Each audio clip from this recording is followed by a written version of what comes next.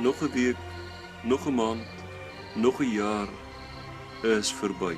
Ons staan aan die einde van 2016. Soos Laurika Raug in een van haar liedjies die nostalgie sing, sê ons ook vandag, maar waar loop die tyd met ons heen?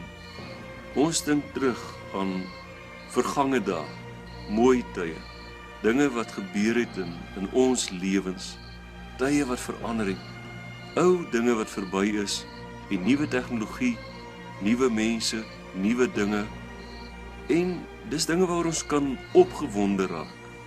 2017 bied ook aan ons nuwe uitdagings. Ons weet nie hoe ons dit gaan hanteer nie, maar die een ding wat ons weet, is dat God altyd dieselfde is in sy liefde.